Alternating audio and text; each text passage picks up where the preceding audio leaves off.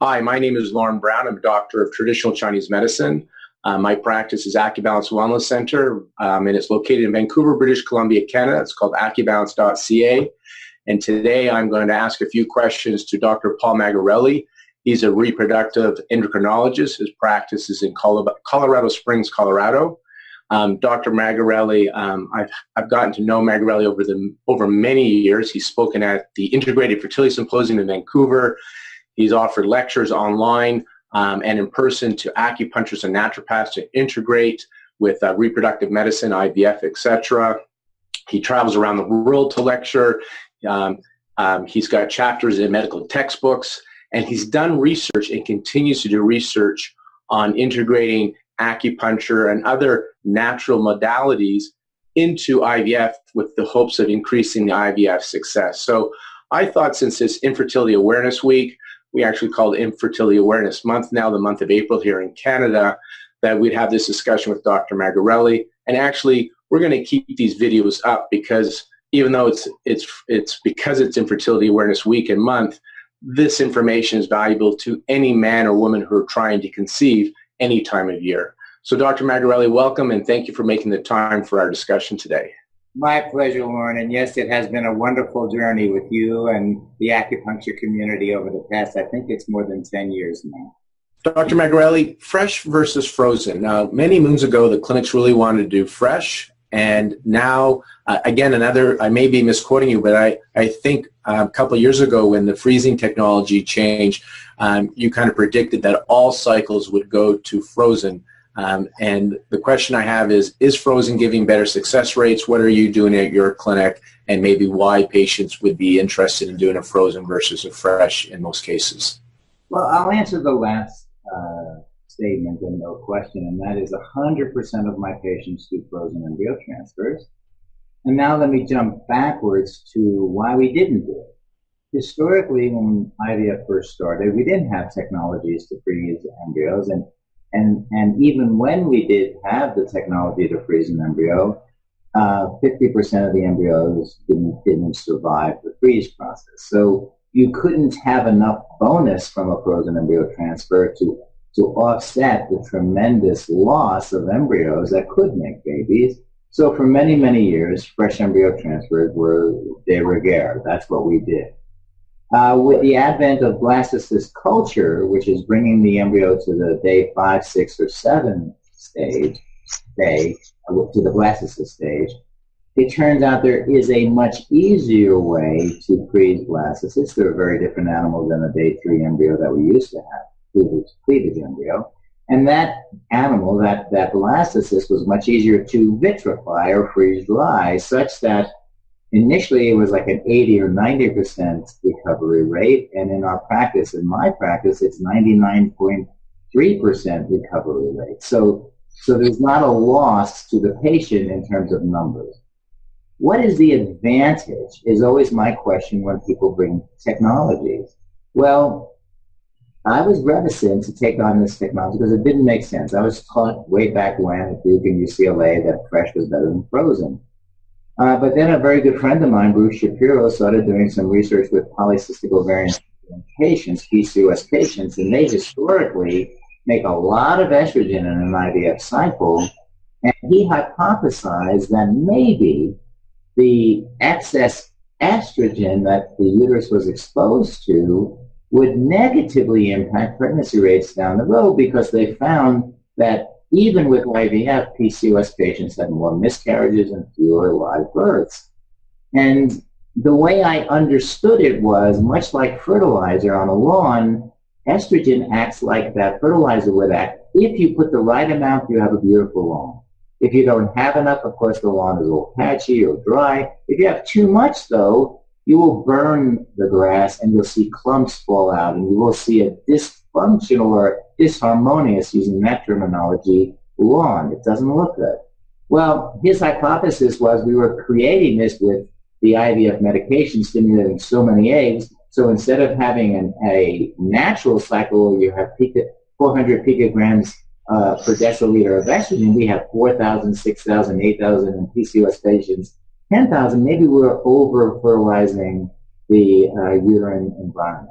So he just said, I'll tell you what, the PCOS patients, we split it, half of them got a regular fresh transfer, half got a frozen. So why a frozen? Well, after the retrieval, you rest the uterus for a month, and then you use estrogen about 400, so that the levels are about 400 picograms per deciliter, copy nature, to grow an endometrial lining, and then you put the embryo in, so you don't have that excess. Because every month you shed the lining, a new set of grafts, endometrium grows, so maybe we can do that. And lo and behold, he got 20% better pregnancy rates, 15% fewer miscarriage rates, and all of a sudden it was in the community.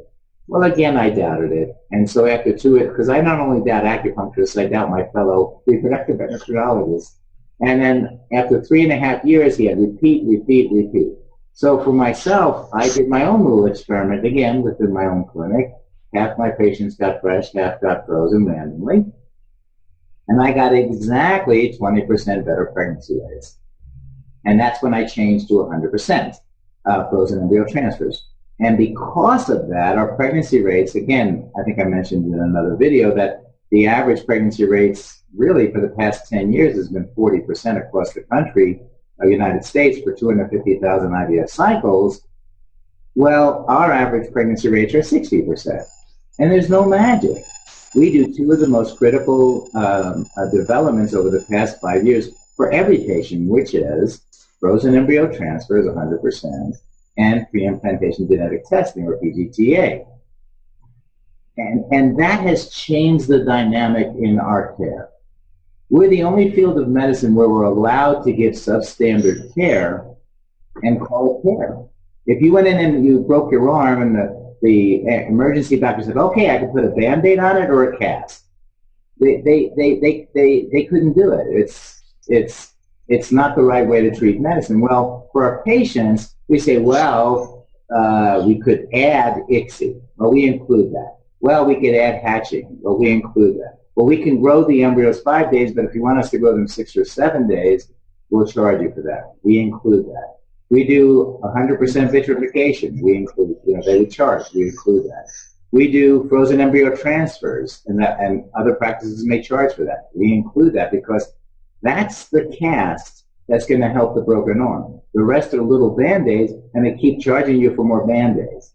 So I really believe that the data are solid that frozen embryo transfers will, in most cases, not in every case, improve outcomes, because some women don't have problems with their uterus. But I think as a rule, with obesity going up, and fat is the only tissue, including besides the ovary, that can make estrogen, you're always exposed to excess amounts of estrogen, which means your lawn is always a little bit out of harmony. So I think bringing it back to harmony, getting it to the point where it's optimal for the embryo, will improve pregnancy rates. So again, for us, there really is no controversy between fresh and frozen. Frozen, I think, is the way to go.